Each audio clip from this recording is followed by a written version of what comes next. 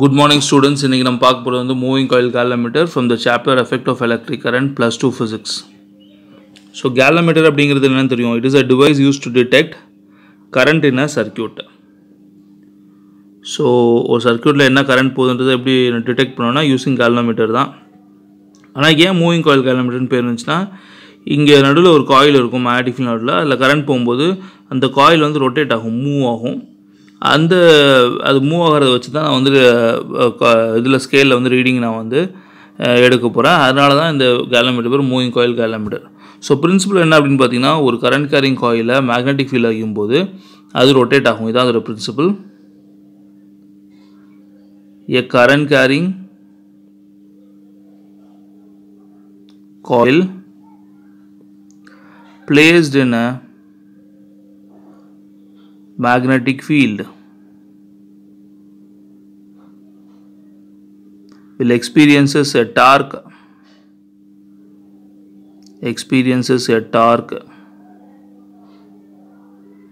and produces angular deflection.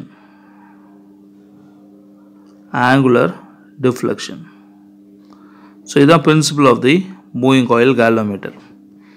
So இது already நம்ம பார்த்துட்டோம். கரண்ட் கேரிங் காயிலை மேக்னெட்டிக் ஃபீல்டில் வச்சா ரொட்டேட் ஆகும். ஓகே, இப்போ கன்ஸ்ட்ரக்ஷன். ஃபர்ஸ்ட் இந்த காயில் இந்த இதில் என்ன இருக்குன்னா it consist of rectangular coil of insulated copper wire wound on a non-metallic frame. So இதான் அந்த ரெக்டாங்குலர் காயில். அதை வந்து நான் ஒரு non-metallic ஃப்ரேமில் ரொட்டேட் பண்ணியிருக்கேன். ரெக்டாங்குலராக இருக்குது. ஸோ அந்த காயிலை நான் வந்து சஸ்பெண்ட் பண்ணியிருக்கேன். ஓகே, ஸோ இந்த காயில் வந்து suspended by means of a wire.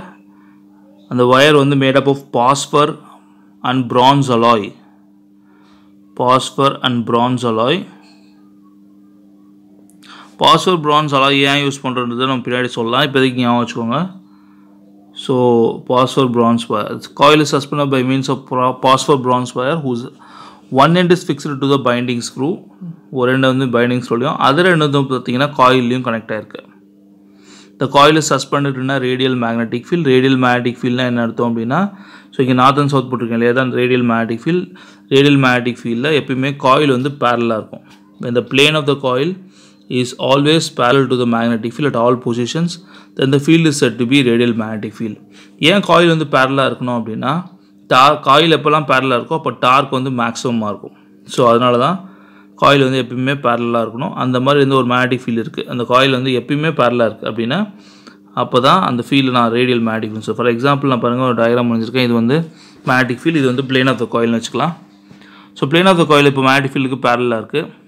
அப்போ இந்த பிளேனுக்கு நார்மல் எப்படி இருக்கும்? ஸோ நார்மல் வந்து இப்படி இருக்கும். மேக்னெட்டிக் ஃபீல்டு வந்து இப்படி இருக்குது. ஸோ நார்மலுக்கும் மேக்னெட்டிக் ஃபீல்டுக்கு என்ன ஆங்கிள்னா 90 டிகிரி. ஸோ θ 90 இருந்தால் டார்க் வந்து மேக்ஸிமமாக இருக்குது. நான் டார்க்கோட ஃபார்மில் வந்து NBA sin θ. ஸோ ஜென்ரல் ஃபார்மில் வந்து NBA sin θ. என்னன்றது நம்பர் ஆஃப் டர்ன்ஸாக இருந்தால் ஸ்மால் n, இல்லைனா கேபிட்டல் N கூட யூஸ் பண்ணிக்கலாம். ஸோ θ 90 sin 90 1ங்கிறதுனால டார்க் மேக்ஸிமமாக இருக்கும். So tau is equal to NBA. இதான் வந்து மேக்ஸிமம் டார்க். ஸோ இதனால தான் பிளேன் ஆஃப் த காயில் எப்பவுமே parallel to the magnetic field இருக்கணும். அப்படி இருக்கிற ஒரு மேக்னெட்டிக் ஃபீல்டுக்கு பேர் radial magnetic field. So first நம்ம அதோட டெஃபினேஷன் பார்த்துடலாம். Radial magnetic field, the magnetic field in which the plane of the coil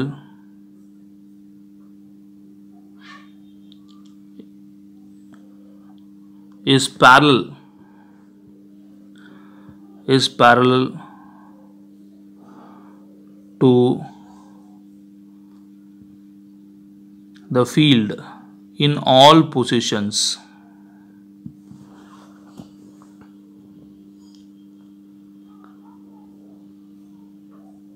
is called as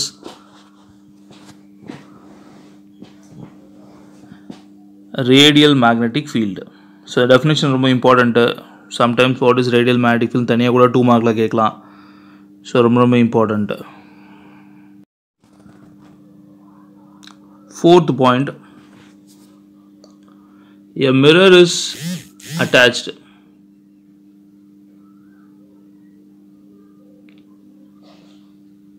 at the top to measure the reading using scale and telescopic arrangement.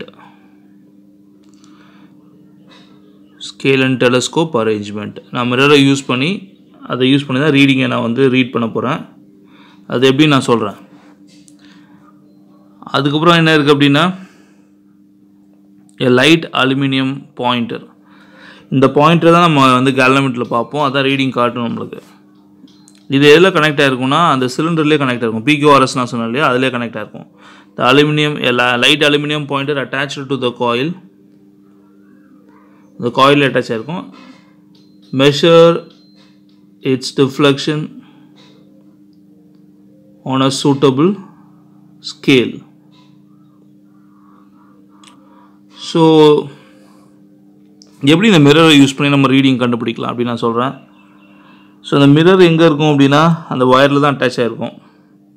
இதுக்கு எதிர்த்தாப்பில் எனக்கு வந்து பார்த்திங்கன்னா ஆப்போசிட்டில் ஒரு telescope வச்சுருப்பேன் நான். அந்த டெலஸ்கோப்லேயே ஒரு ஸ்கேல் அட்டாச் ஆகிருக்கும். ஸோ இதான் பென் தான் டெலஸ்கோப் எடுத்துட்டேன்னா ஸோ அதிலே ஒரு ஸ்கேல் அட்டாச் ஆகிருக்கும். அந்த மாதிரி நான் டெலஸ்கோப் வழியாக அந்த மிரரை பார்ப்பேன். மிரரை பார்க்கும்போது என்ன ஆகும்னா அந்த மிரர் வந்து அந்த ஸ்கேலோட ரீடிங்கை டிஃப்ளெக்ட் பண்ணும். இந்த ஸ்கேலை ரீட் பண்ணும் அது. ஸோ அந்த நான் மிரரை பார்த்தேன்னா இந்த ஸ்கேல் என்ன ரீடிங் இருக்கோ அந்த ரீடிங் எனக்கு தெரியும். அதை நான் நோட் பண்ணிப்பேன் பிஃபோர் டிஃப்ளெக்ஷன். இதே அந்த காயிலில் கரண்ட் போகும்போது என்ன ஆகும்னா அந்த காயில் ரொட்டேட் ஆகும். அப்போ மிரரோட பொசிஷன் சேஞ்ச் ஆகிடும். மிரர் டேர்ன் ஆகும்போது ஸ்கேலோட இன்னொரு ரீடிங் அது காட்டும். ஸோ ஸ்கேலோடைய இன்னொரு ரீடிங் அது காட்டும் ஆஃப்டர் டிஃப்ளெக்ஷன்.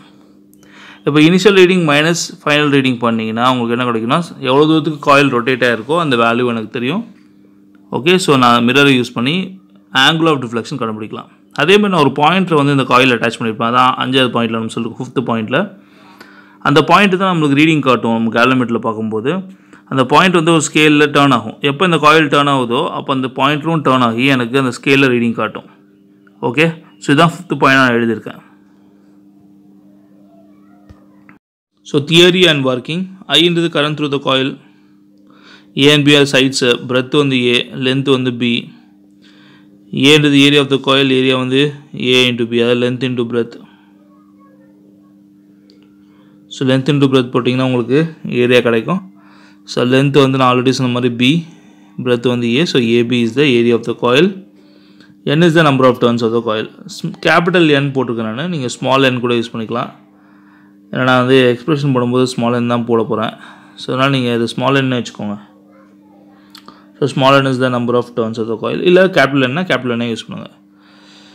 ஸோ ஃபஸ்ட் நான் வந்து டிஃப்ளெக்ஷன் இந்த டிஃப்ளெக்டிங் டார்க் கண்டுபிடிக்க போகிறேன். அது ஆல்ரெடி தெரியும். Maximum dark NBA/IA. பாருங்கள் நான் ஸ்மால் என் யூஸ் பண்ணியிருக்கேன். நீங்கள் வேணால் கேபிட்டல் எண்ணே எல்லா இடத்துலையும் யூஸ் பண்ணிக்கோங்க. ஓகேவா, நான் வந்து ஸ்மால் என் எழுதிட்டேன். நல்லா அப்படியே இருக்கட்டும். சிமிலர்லி ரிஸ்டோரிங் டார்க்கு வந்து எதை பேஸ் பண்ணியிருக்குன்னா எவ்வளோ தூரத்துக்கு டேர்ன் ஆகுது காயில் அதை பேஸ் பண்ணி தான் இருக்குது. இந்த பாஸ்வர் பிரான்ஸ் வயரும் இந்த ஹேர் ஸ்ப்ரிங்கும் தான் ப்ரொவைட்ஸ் எனது ரிஸ்டோரிங் டார்க். ஸோ அதனால் restoring torque is directly proportional to theta.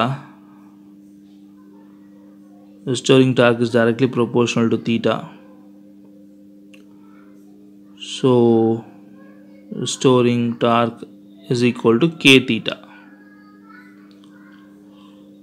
where k is the torsion constant. It is called as torsion constant.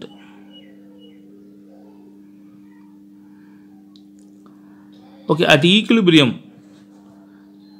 coil rotate ஆகாது ஈக்குலிபிரியமில். அப்போனா ரெஸ்டோரிங் டார்க்கும் டிஃப்ளெக்டிங் டார்க்கும் ஈக்குவலாக இருக்குன்னு அர்த்தம். So deflecting torque is equal to restoring torque. So ரெண்டு ஃபார்முலாவும் equate பண்ண வேண்டியதான். அதில் வந்து என்ன கண்டுபிடிக்கும்னா கரண்ட் கண்டுபிடிக்கும். ஸோ சப்ஸ்டியூட் பண்ணலாம். இப்போது டிஃப்ளெக்டிங் டார்க் வந்து NBA/IA is equal to k theta. So I is equal to என்னது k theta by NBA. So this is the formula for finding current in the moving coil galvanometer. So important formula, problems ku derivation ரொம்ப important. The k by NBA நான் g எழுதிக்கிறேன். So I is equal to g theta, where g is called as galvanometer constant.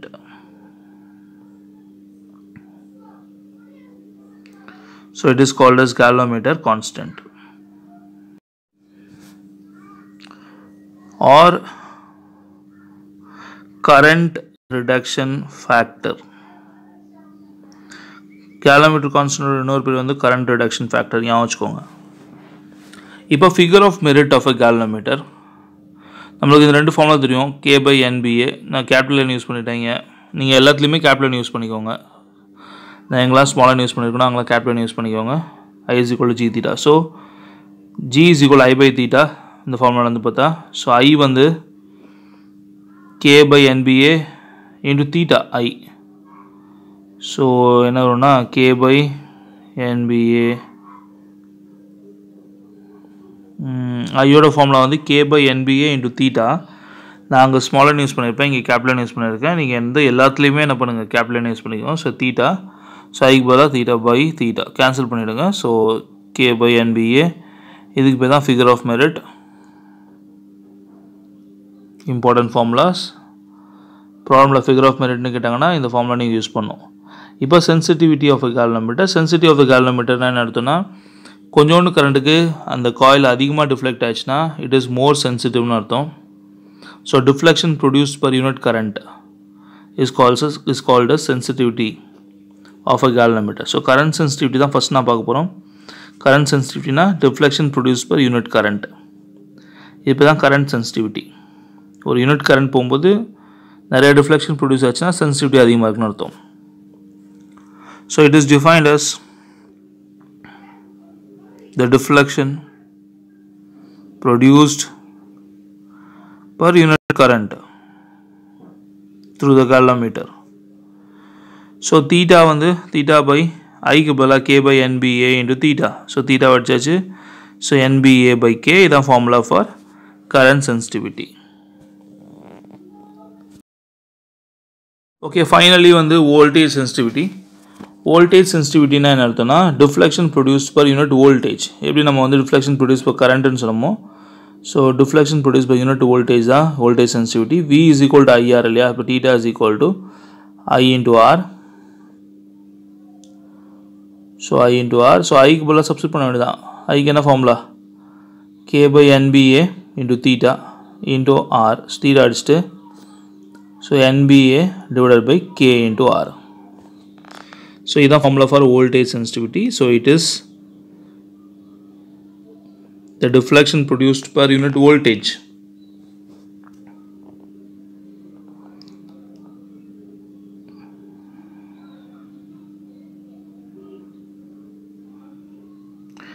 By increasing the number of turns, current sensitivity can be increased but not the voltage sensitivity. Why? The number of turns increase பண்ணும்போது current sensitivity அதிகமாகிடும் but voltage sensitivity அதிகமாகாது. என்ன காரணம் அப்படின்னா current sensitivity is directly proportional to n. So number of turns increase பண்ணும்போது current sensitivity increase ஆகிடும் கண்டிப்பாக.